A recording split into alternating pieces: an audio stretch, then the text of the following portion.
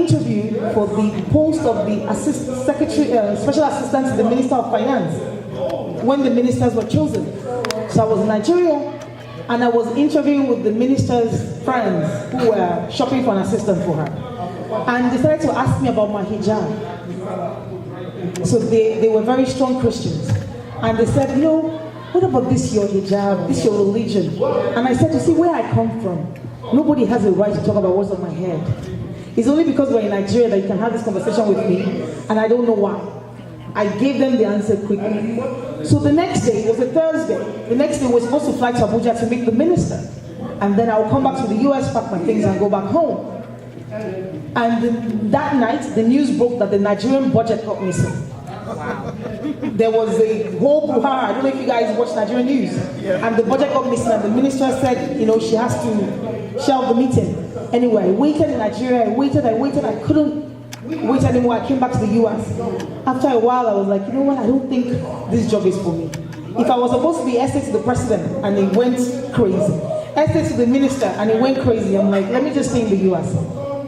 If I had gotten that job,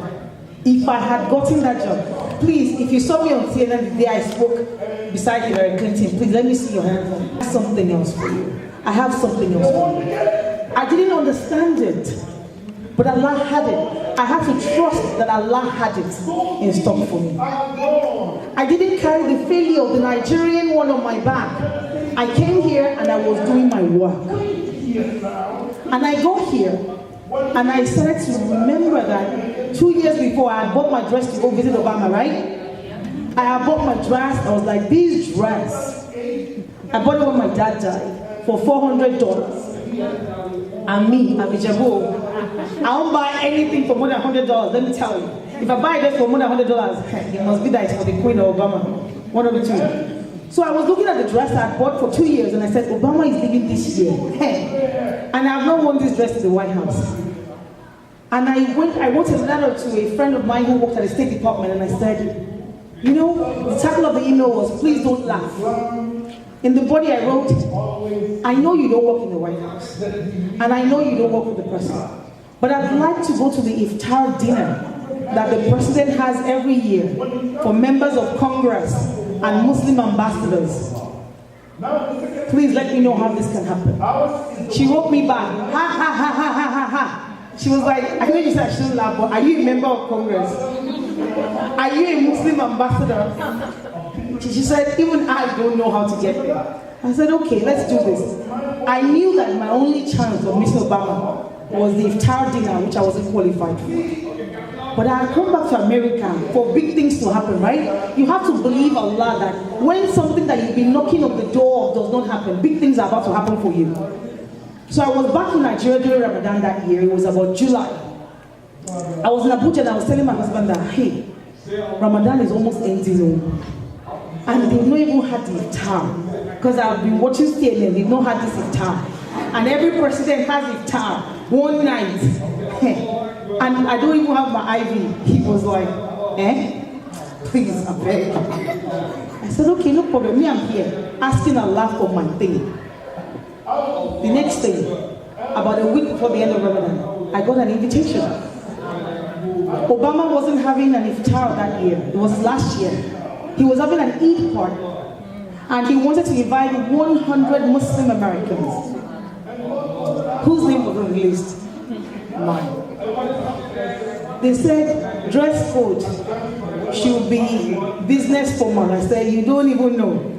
I have a dress that me I've bought for 3 years. It's neither formal nor business. But I'm going to this White House. I went to the White House. There are 4 security checks to get into the White House. 4. The first one was okay. I entered. Second one, ID check, policeman, okay. Third one, ID check, policeman, okay. The fourth one is inside the East Wing itself. And that one is you, a man, and a dog. If you know me, there are 2 things I'm afraid of in this life. Dog and water. I saw the dog. I asked the man, I said, question please, before I entered this room. He said, well, I said, is the president really in that room? He said, yes. I said, okay, bring the dog now. Me, I'm looking at the dog that there's no way. You and keep me from seeing Obama. So I went in there, and it was a good time. We met the president, we ate halal food, we saw Thomas Jefferson's Quran. It was great, it was fantastic, and I said, now I want to vote for Clinton, so that I can come back to the White House. You all know how that ended up, right? But the reason why I say this is because just a few months before then, my path was different. Ayah 2 and 3. He says that when you put your trust in him, he will create a way for you from where you never even thought existed. And one of the last parts of Ayah 3, he says that for everything there's a term appointed. I want us to emphasize on that, a term being appointed. Sometimes when you are feeling at something, when you it has your purpose in it. It has clues in it for your purpose. But many of us, we can't see it. Now we're going to do another exercise. Everybody please stand up. So every 10 minutes, Yeah. I want you to think about 7 words, a sentence of 7 words that describes you. It can be less than 7 words, but it must not be more. And when you say that, when you write that sentence for me, somebody who knows you here must recognize you by it. Yeah. Think about a statement that is less than 7 words. That when I read it out and I say, who is this? They will recognize you by it. For example, if you ask me to describe myself, I say I am built to inspire. That's what I think I'm made for. And that's what I work towards. What is your statement of 7 words or less?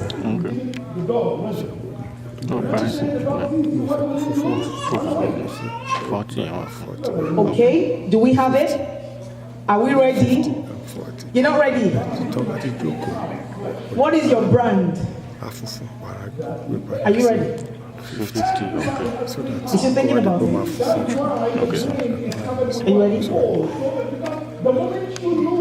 Because you're going fast. You know? Please come up. Everyone please sit down.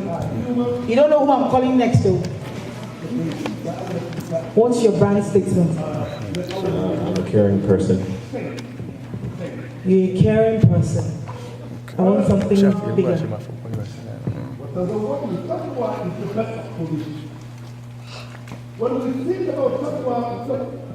You like to help people. First of all, wait. Who knows you from home here? That's your brother? Is he a caring person?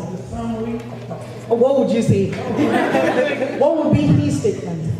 What do you think? How do you think he would describe himself?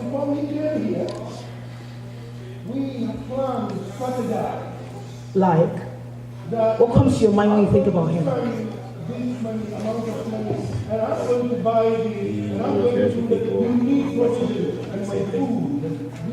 He's the same thing. He loves people. Thank you very much. I want something deeper. Thank you. Yes, please come up. Many of us go around life without a brand. And what we do when you don't have a brand, what are you doing? You are blending. We're not in America to blend, though. You are an ambassador of a brand. As a black, Muslim, hijabi woman, you're not here to blend. If you've been blending, if you've been fitting in, you're not doing the right thing. What's your statement? I'm strong, intelligent, and caring. Strong, intelligent, and caring woman. I like that. That's bold and that's brave. Takbir. Please. Yes. And I'll take one more woman too. I'm an optimist and a go-getter. He's an optimist and a go-getter. Who knows him from home here? I want one more lady to tell me their brand statement. Yes, sister.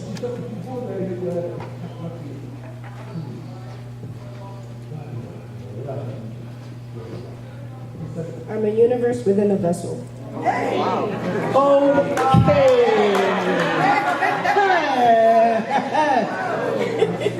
Okay.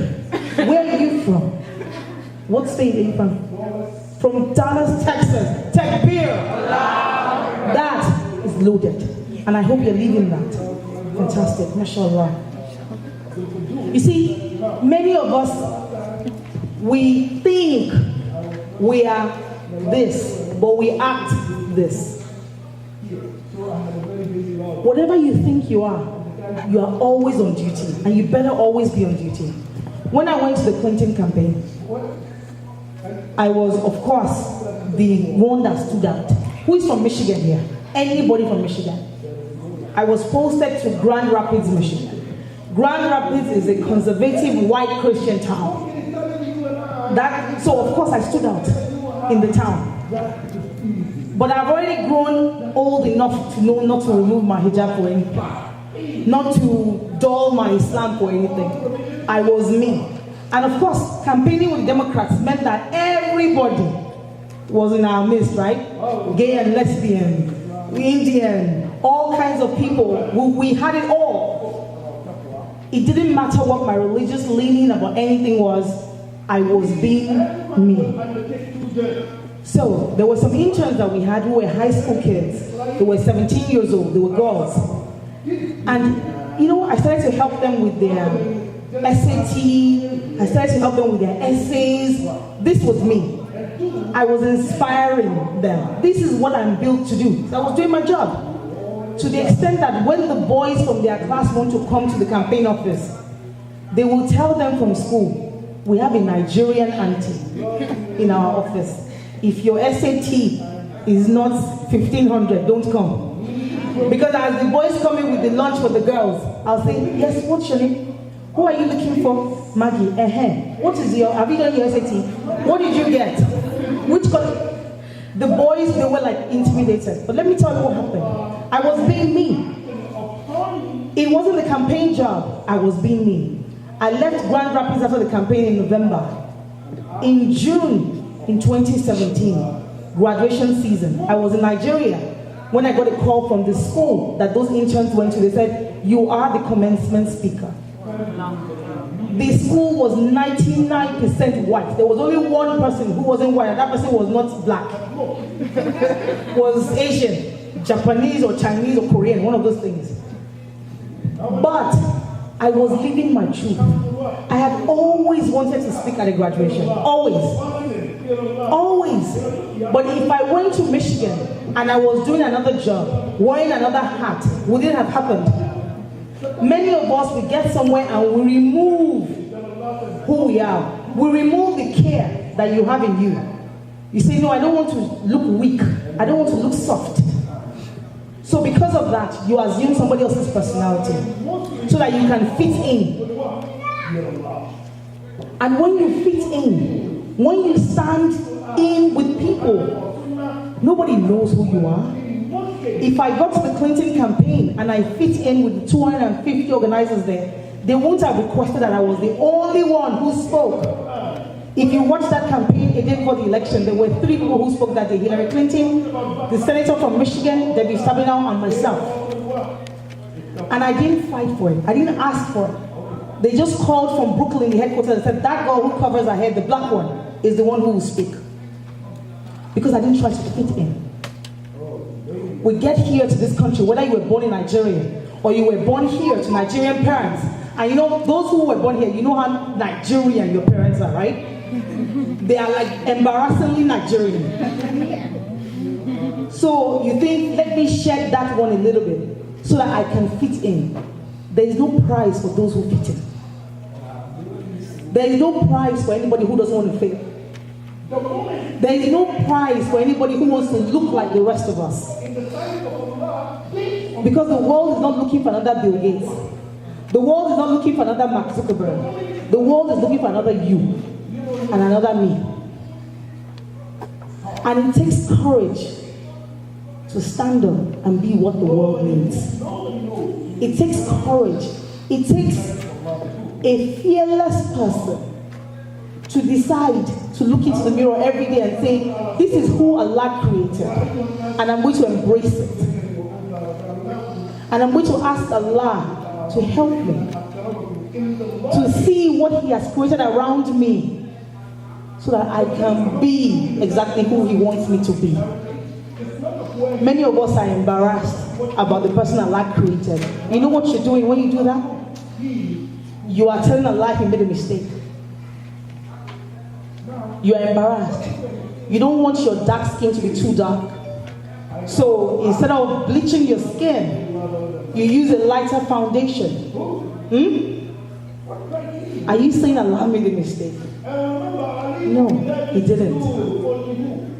Instead of using your normal voice, the girls aren't going to fall for that. You say, ha, this is America. You change it so that there's a little swag in there, so that you can blend with the rest. There's no price for blending. But it takes only somebody who is bold and fearless to be able to stand out. As Muslims, we're supposed to stand out. As people who believe in the prophets, including Prophet Musa alayhi salam, we're supposed to stand out. Musa alayhi salam, people ask me about purpose all the time. Musa alayhi salam, in finding his purpose, what did he do? What did he do? I want you to think about this very well. Musa, he was born a crime, right? He was born a crime. The male children who were being born at the time he was born, the Egyptians, what were they doing to them? They were killing them. And now they've given birth to this male child, and Allah is telling his mom to do what? To put him in the basket on the Nile. Think about that. Does that even make sense to my human mind? You've already given birth to a crime, and they said put him on the river and let him flow away. Anyway, he grows up in the house of the enemy. And he starts to seek for knowledge. He starts to seek for knowledge. In Surah Al-Kahf, which I'm sure we all read on Fridays, right? Except me. Okay. In Surah Al-Kahf, Allah was telling us the story of how Musa was with this learned wise man, right? And the man killed a boy. And Musa was like, why? We got here on Saturday. ومن يتق الله يجعل له مخرجا ويرزقه من حيث لا يحتسب. So I go to Tampa, not in this hotel, and I switched off my phone because I wanted to recap my year and to hear from Allah. I wanted to be still. That I learned from prophets like Musa alayhi salam. Which prophet did we see in the Quran that Allah gave him revelations in the marketplace? Which one? Which one? No. When Allah spoke with Musa alayhi salam, what happened? He was going with his family. He saw light, fire. And what did he do? He told his family, wait here while I go and check. He was alone when Allah gave him his marching orders. But many of us don't want alone time. And when we use every excuse not to have alone time, my baby needs me, my sister needs me, my mom needs me, my friends can't do it without me.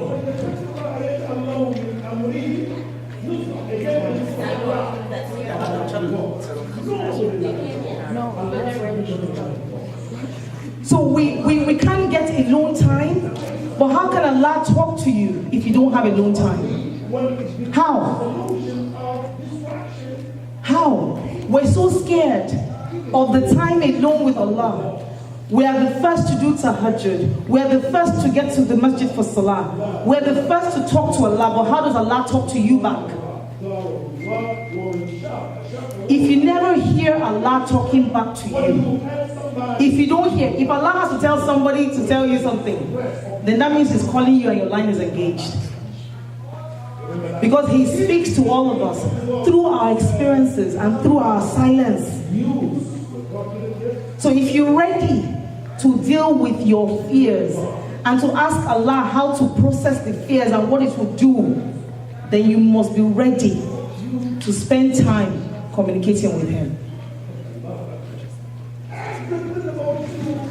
So real quick, once this lecture is over, we're not expected to leave. The next lecture will start because we are running late. So just remain seated.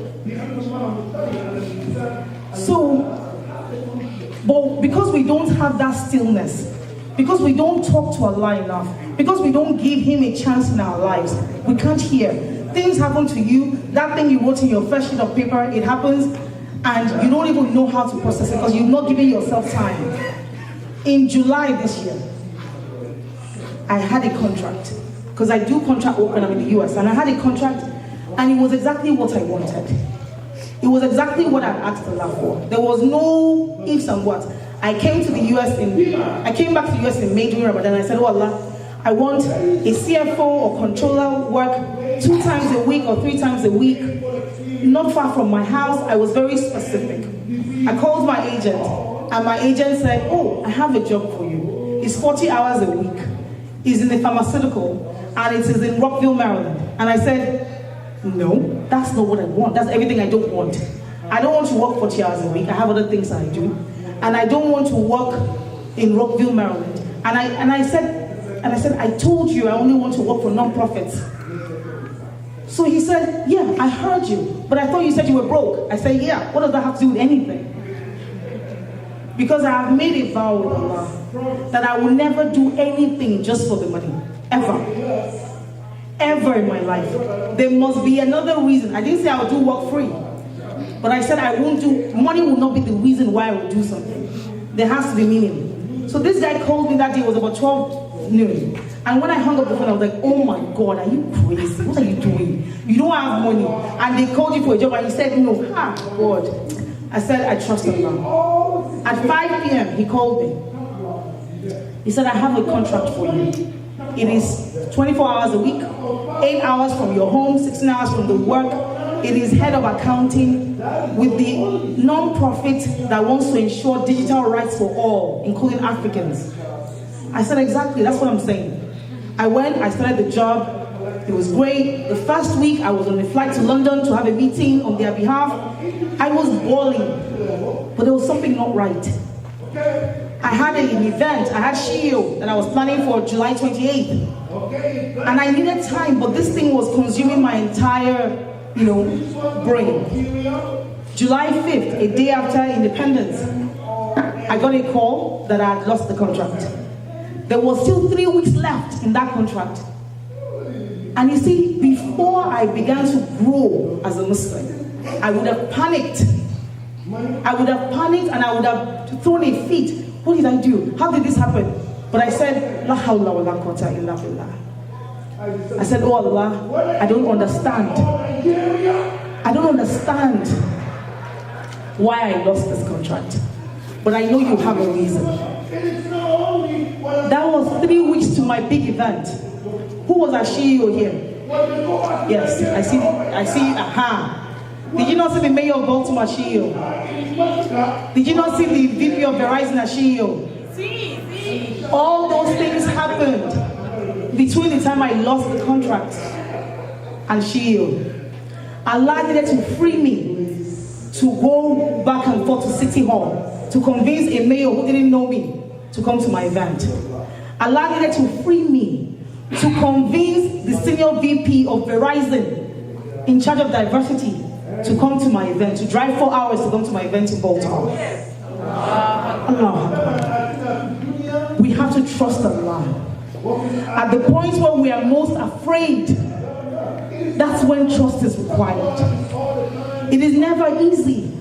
It's never going to be easy. But if you don't trust Allah when you are afraid, when you are failing, you will never experience the success that Allah created you for.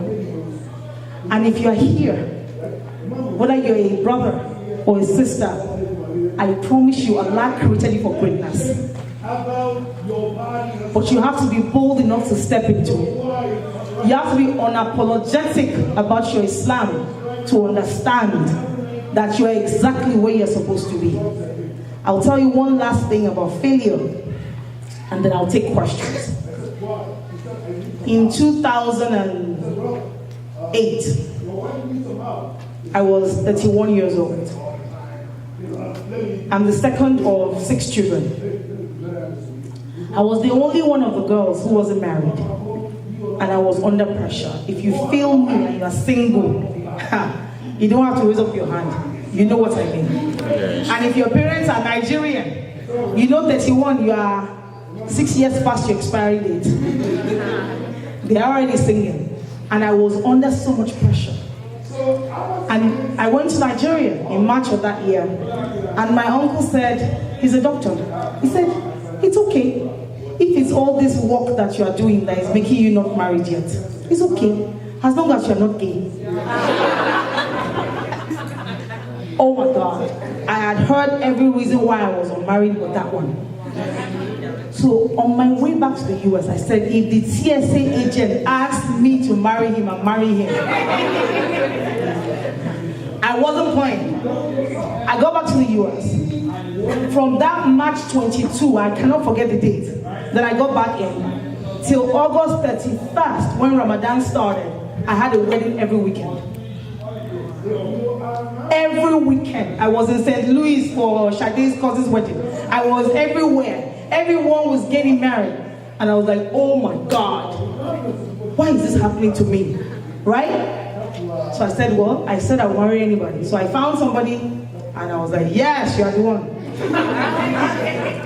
No matter how many red flags there were, I was going down this aisle. Draped in the red flags, I was going. So I got married, yeah, and it was a huge wedding. Child, you people know Lagos now, you know how we roll. Limousine, Sonia Day, one day cold, Yemi Sachs. On television every month, wedding of the month, TV Continental. It was huge. The week before the wedding, I wanted to walk, to run. But I thought about all the magazines that I carried that I was getting married. And I thought, oh my God, I'm doing this wedding now. But nothing can happen. If they beat me, it's okay. And I was in that marriage for exactly 2 years, 8 months. And you know, before, I used to say it was the worst 2 years, 8 months of my life, but no. It has to be the time I got my diploma to stand here to talk to you. If I didn't go through that, I would not have written 3 books. If I did not go through that, I would not have met Hillary Clinton. No, it would never have happened. Because there are some pains that you have to go through that will do nothing but birth a new you. If I did not go through that marriage, I would not have married my husband. Never. And he's not here, so he will not be embarrassed when I say that my husband, who I've been married to for 2 years and some time, almost 3 years, has to be the best decision I've ever made in my life.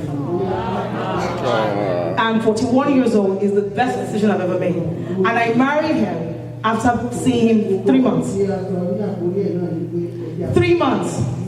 The first one, I married him after about almost 2 years of courtship. This one, 3 months. We saw each other December 2015. December 31st. We got married April 1st, 2016. And it's the best decision I've ever made. What was different about those 2 decisions for me? What was different? I had learned how to trust Allah. I had learned how to make my intention clear. The first one, I wanted to get married so I could blend with the married folks, right?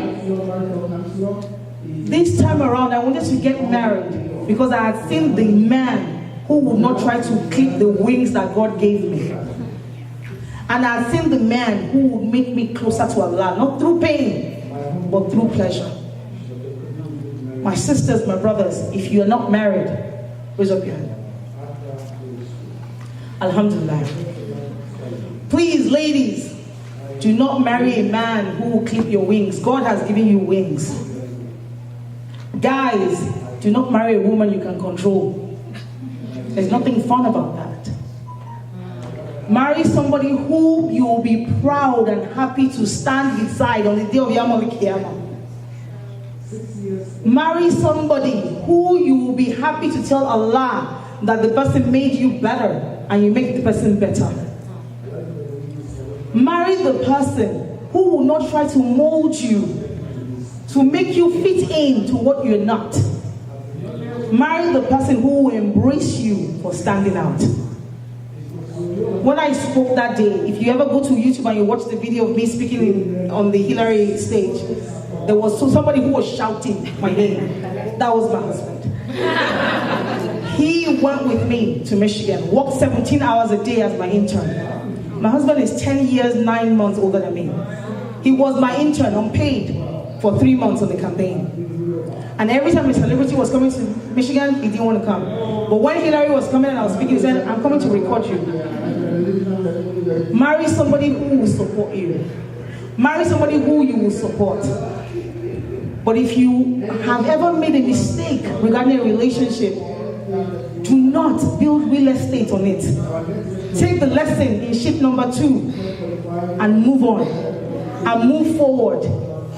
Find clarity and purpose in your mistakes and grow bigger and better. May Almighty Allah grant you success.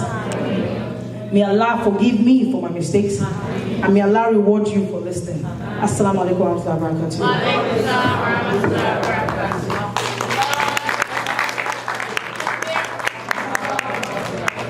I hope you all feel inspired as well. Inshallah, we can take 1 or 2 questions.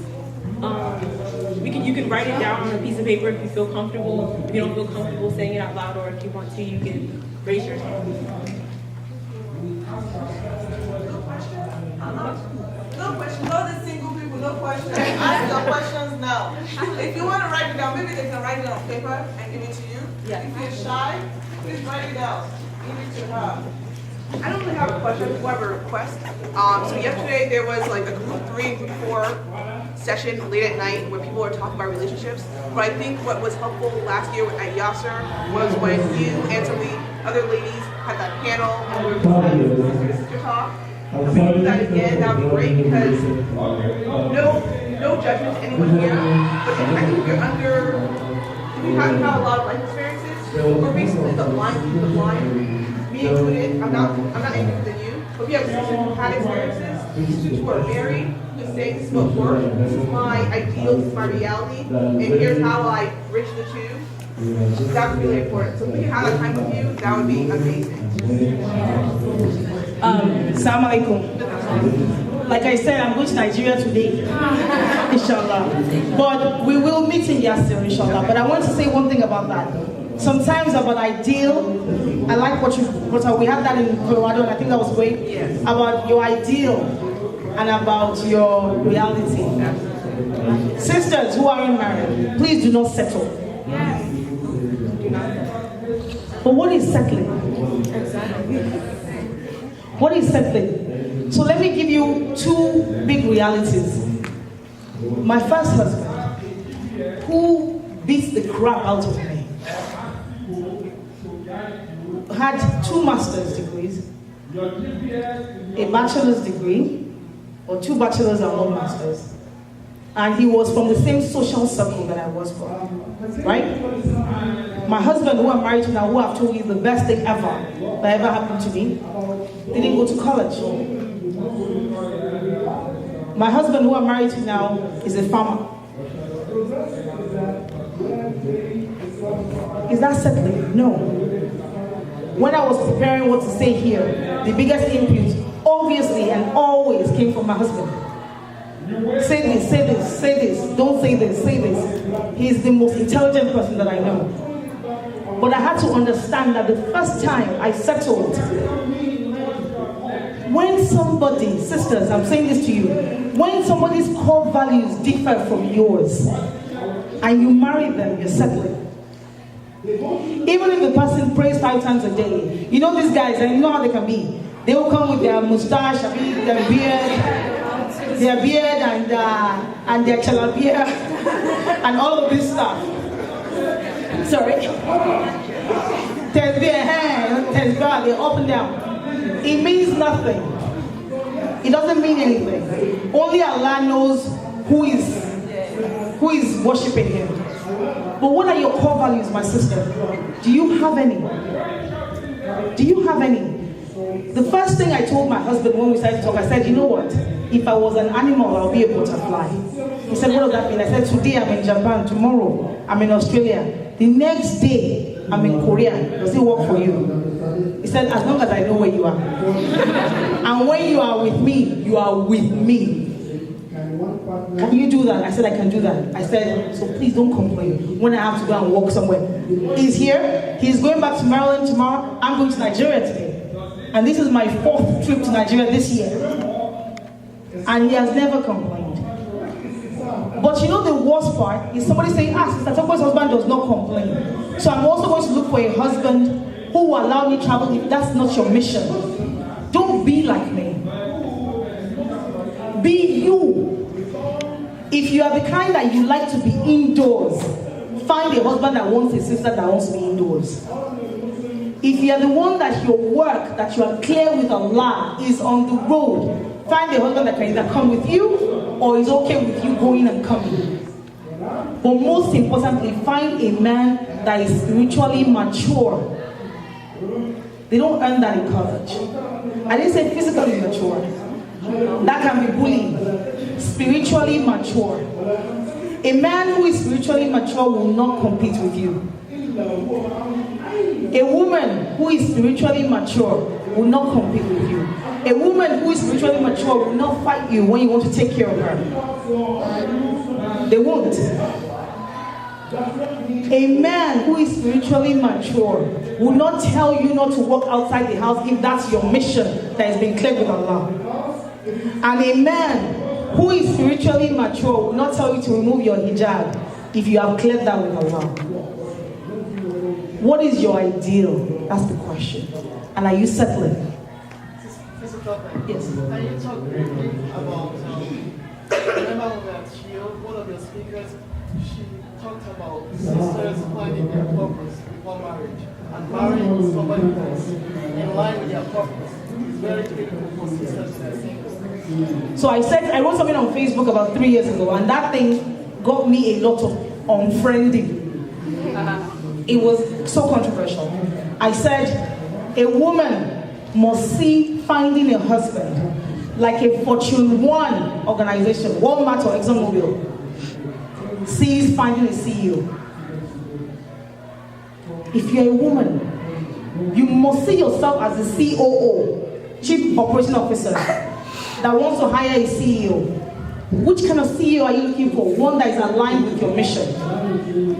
Can you imagine Walmart going to hire somebody who knows nothing about retail? Somebody who has no interest in retail?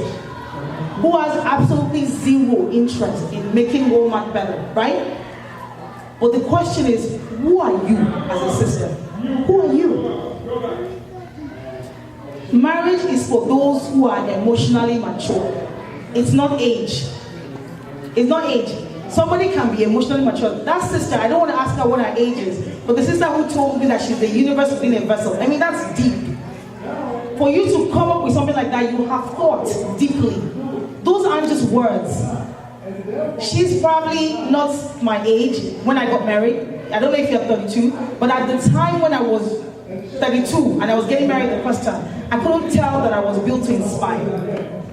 The reason why some of us will have problems is because we don't even know what our mission is. Imagine marrying a guy, he thinks that you are this way.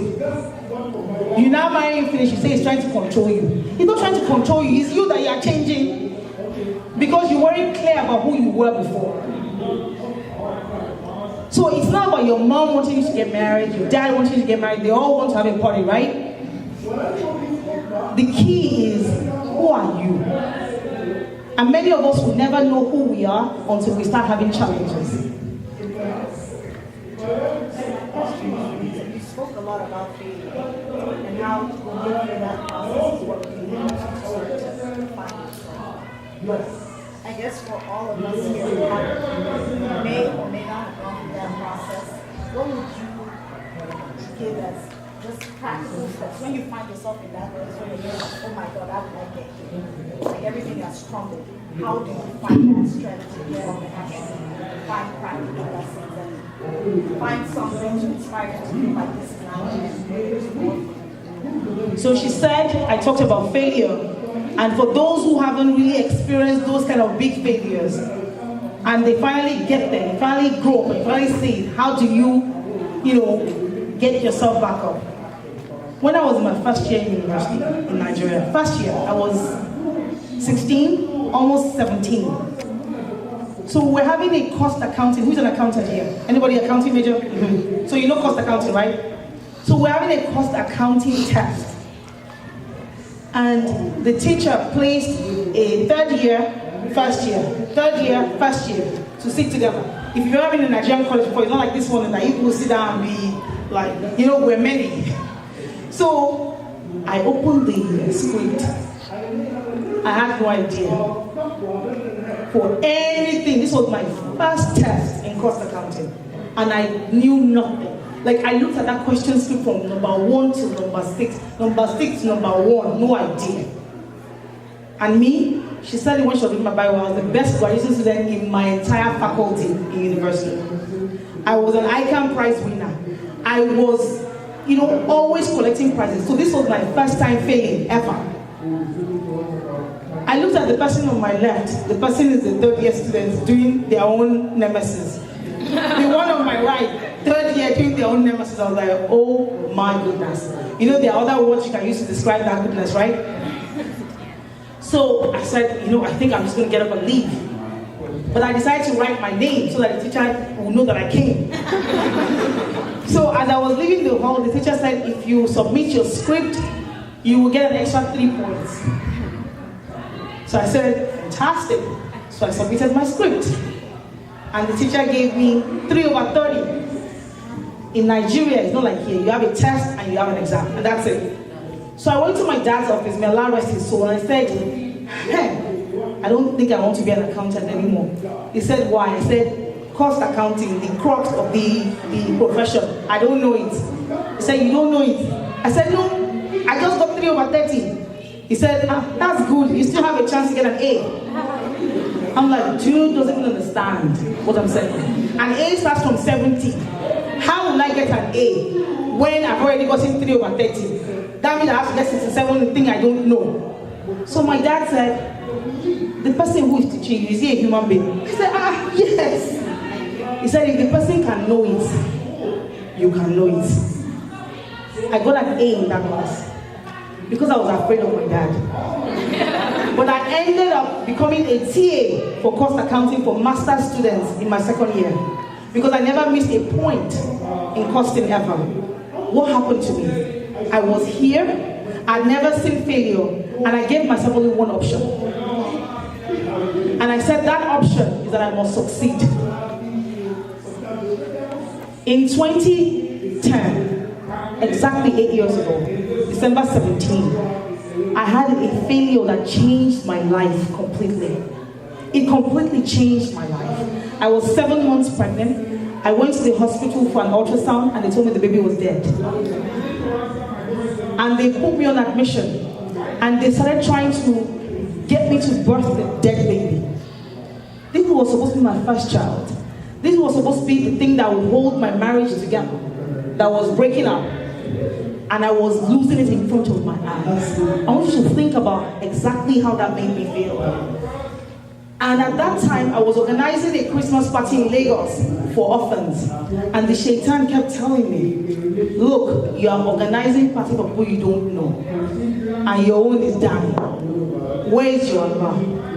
And I will whisper back in pain that I don't know what is happening. But I know that Allah can never leave me. This was a Friday. May Allah bless my masjid people. They came to the hospital and they started reciting Quran from that Friday. Friday, no progress. Saturday, no progress. Sunday, 5 minutes to 1 a.m. The nurse came to check me and she said, you're going to be here till maybe Tuesday. You're only 2 centimeters dilated. You can't go on. At that point, I said, Ya Allah, I have been here for 3 days. I didn't come and buy groceries. My life is going crazy. And I remember the hadith of the Prophet, he said that anyone that is in distress and recites the words of Yunus alayhi salam, Allah will relieve their distress. What are those words? Who knows the words? La ilaha illa anta subhanaka inni kuntu minaz zalimin. When you have failure, remember those words. Think about those words of Yunus alayhi salam, because Allah did something great that time and He continues to do it. Allah removed Yunus alayhi salam from the belly of the fish, one level of darkness. Removed him from the belly, from the ocean, the belly of the ocean, another level of darkness, and removed him from the darkness of the night. 3 levels. So I said, oh Allah, I am not as good as Yunus alayhi salam, but I don't want to be here for 2 more days. And I want to have ilaha illa anta subhanaka inni kuntu minaz zalimin. I feel emotions, the same emotions I felt that day. By 2 minutes after 1, I'd had that baby. I was yelling, La ilaha illa anta subhanaka inni kuntu minaz zalimin. When you feel like you are at your lowest, when you feel like you failed, when you feel like there's no other way to go, remember those words of Yunus alayhi salam. Allah will relieve you of your distress, my sisters and my brothers. The shaitan wants you not to think about those words. The shaitan wants you to feel nothing but despair. But Allah says that if you call me, I will answer you. And if you understand that Allah says in Surah Al-Talaq that for everything there's a term appointed, that for that thing you are feeling, there's a term appointed. Wallahi, you will see light where you thought there was darkness. Assalamu alaikum.